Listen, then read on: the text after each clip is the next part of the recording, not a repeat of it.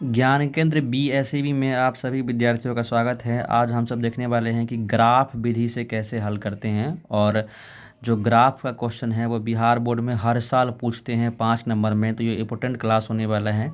आप लोग इसको देखिएगा पूरा वीडियो। चलिए शुरुआत करते हैं। पहले जो हमारा क्वेश्चन है वो लिखेंगे। समीकरण 1 दिया हुआ है 4x माइनस 5y बराबर 20। यहाँ कर देंगे हम अपना समीकरण 1।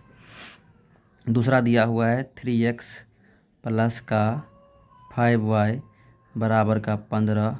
कर देंगे हम यहाँ पर समीकरण 2। और फिर काम करेंगे पहले समीकरण 1 से। समीकरण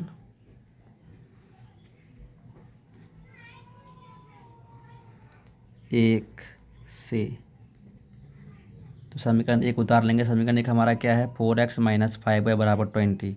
लिख दीजिए 4x माइनस 5y बराबर 20।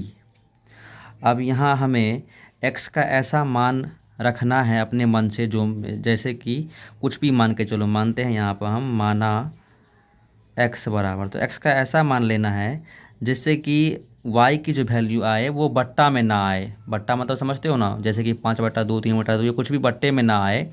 सिंपल मान, कंप्लीट मान आए, चाहे माइनस में आए चाहे प्लस में आए, उससे मतलब नहीं है। 5 आए 7 आए कुछ भी चलेगा, लेकिन बट्टे में नहीं होना चाहिए। अगर बट्टा में आ गया तो फिर हम ग्राफ सही से खींच नहीं पाएंगे। ठीक है, तो हम यहाँ पर x का मान पहले रखते हैं 0। अपने मन से x का मान मानना है, हमने x का मान माना 0। अब जहाँ x है वहाँ रख देंगे 0। रखिए 4 गुने जहाँ x है वहाँ 0 माइनस का 5y बराबर का 20। तो 0 से मल्टीपल करेंगे किसी भी जगह तो 0 आ जाएगा, ख़त्म हो गया वो टर्म। तो बचा हमारा केवल माइनस का 5y बराबर का 20। अब इस 5 से 5 चौका का 20 से कट जाएगा, और y की जो वैल्यू हमारा आएगा वो माइनस में 4 आएगा। तो y की एक वैल्यू हमारा आ चुका है माइनस में 4। अब पुनः दोबारा हमें x का वैल्यू मानना होता है, तो यहाँ लिखेंगे पुनः x बराबर, चूँकि हमने 0 पहले मान लिया है तो अब 0 नहीं लेंगे, अब कुछ और लेंगे। मान के चलते हैं कि हम 1 लेंगे, तो 1 लेंगे तो 4 1 4 हो जाएगा। 4 प्लस में यहाँ है, उस तरफ जाएगा तो हो जाएगा माइनस में। तो 20 में से जाएगा 4 तो बचेगा कितना? 16। 16 तो 5 से कटता नहीं है, तो हम 1 नहीं मान सकते हैं। 2 रखने पर तो 2 रखेंगे तो 4 दूना यहाँ 8 होगा, वहाँ जाके होगा माइनस, तो बचेगा 12, तो वो भी नहीं होगा। चलिए 2 पे भी नहीं जा रहा है। 3 रखेंगे तो 4 तिया का 12, और घट के बचेगा उस तरफ जाके 8। 8 तो 5 कंचे कभी भी कटेगा ही नहीं। तो हम क्या ले सकते हैं? 4 लेके देखते हैं। 4 चौका 16, 16 जाकर उस तरफ घटेगा तो हो जाएगा माइनस प्लस में 4, और 4 तो कटेगा ही नहीं 5 से। 5 लेने पर 5 चौका 20, और 20 में से गया 20 तो 0, और 0 से भाग करेंगे 5 को तो 0 आएगा, यानी 5 पे हमारा ये मान हो रहा है। तो यहाँ हम x का वैल्यू रखेंगे 5। मान x बराबर कितना? 5। अब जहाँ x है वहाँ 5 रख देंगे, तो 4x के पास रख देना है 5 माइनस का 5y बराबर का 20 दिया हुआ है, तो कर दीजिए। अब यहाँ से काम करिए।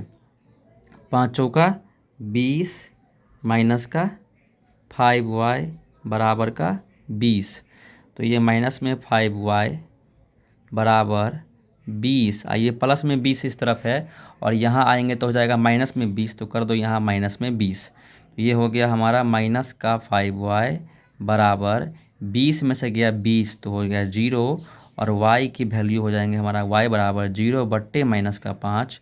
और किसी भी चीज़ को अगर हम भाग 0 का किसी भी चीज़ से भाग करते हैं तो वो 0 ही आता है। तो यहाँ समीकरण 1 से हमारा y की वैल्यू पहला -4 आया है, और सेकंड आया है y की वैल्यू 0। अब ये बन चुका है, तो यहाँ हम एक बॉक्स बना देंगे। यहाँ हम एक बॉक्स बना देंगे।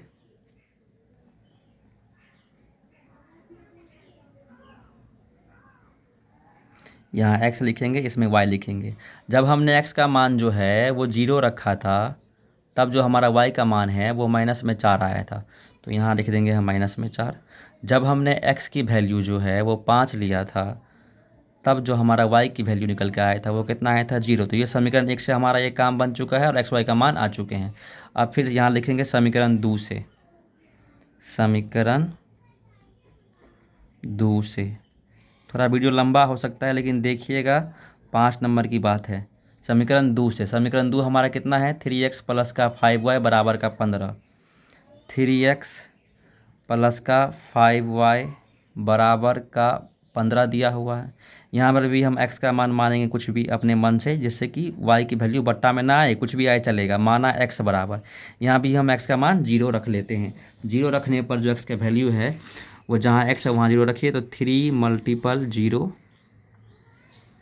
प्लस 5y बराबर 15।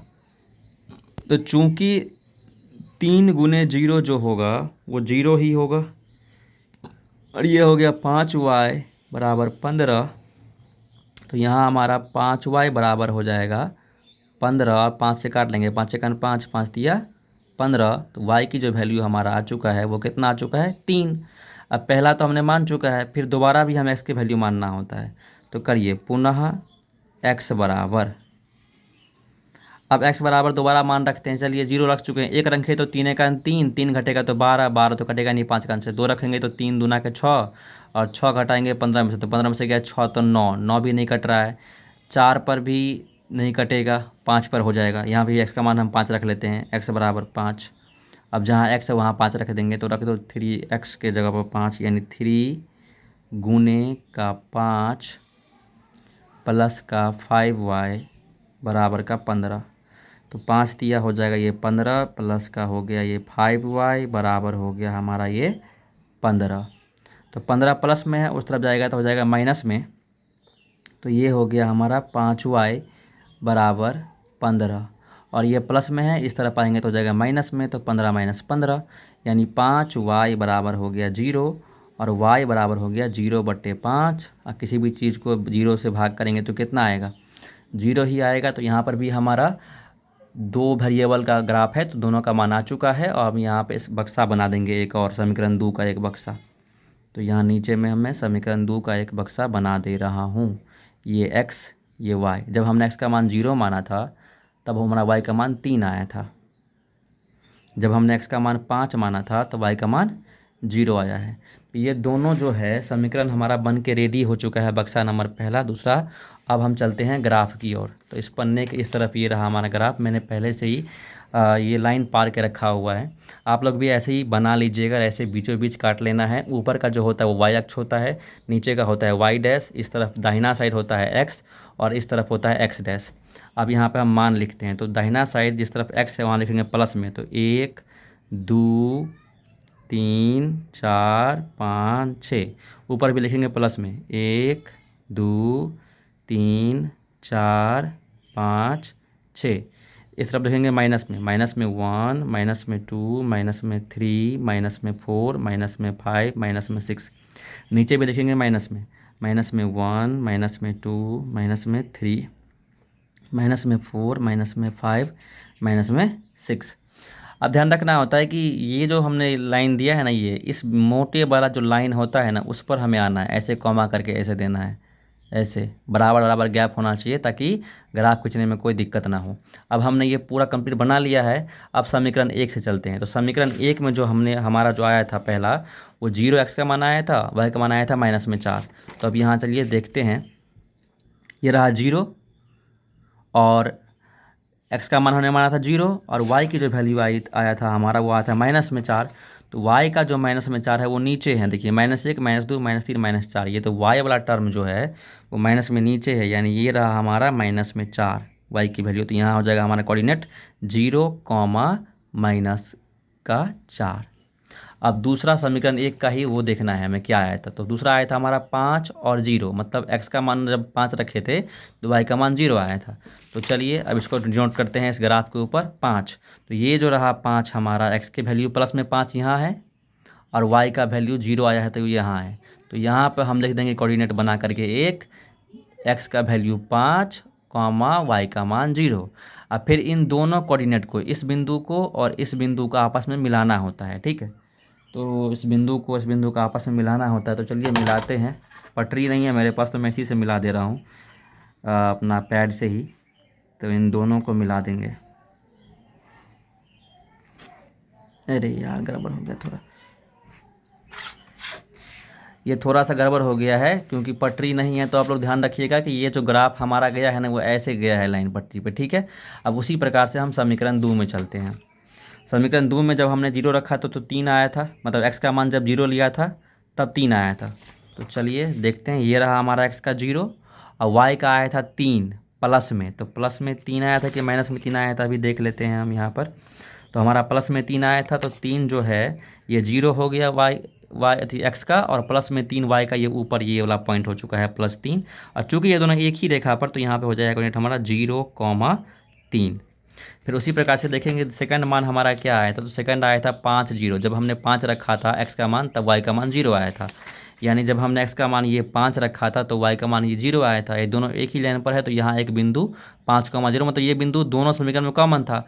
फिर अब इस बिंदु को और इस बिंदु को आपस में मिला देंगे। तो चलिए मिलाते हैं अपने इस पैड से ही, थोड़ा हो सकता है टेढ़ा हो जाए, क्योंकि पटरी जो है, आप लोग जो है वो अपना जार बॉक्स लेके जाइएगा उधर एग्ज़ाम में, और पेंसिल से ग्राफ करना, पेन से मत कीजिएगा। तो चलिए मैं यहाँ खींचता हूँ इसको, ये तो ये मैंने ग्राफ खींच लिया है। तो ये अब हमारा ग्राफ बन के रेडी हो चुका है। तो नीचे बस लिखना होता है हमें कि जो ग्राफ हमारा है वो बन रहा है कैसा, तो बन रहा है प्रतिच्छेद, क्योंकि दोनों लाइन आपस में एक दूसरे को काट रहे हैं। और फिर हमें x और y की मान भी लिखना होता है। तो जहाँ कटता है ना, वहाँ पर देखना है कि वो कटा हुआ बिंदु किस अक्ष पर है। तो x पर है, तो x पर कितने पर है, 5, तो x का मान 5 हो जाएगा। फिर उसी बिंदु के एक्यूरेट सामने जाना है। तो सामने यहाँ आ चुके हैं, तो y पर कितना आ गया है, 0। तो y की जो वैल्यू हो जाएगा हमारा 0। तो ये ग्राफ बन के हमारा रेडी है। इस वीडियो में बस इतना ही, मिलते हैं नेक्स्ट वीडियो में।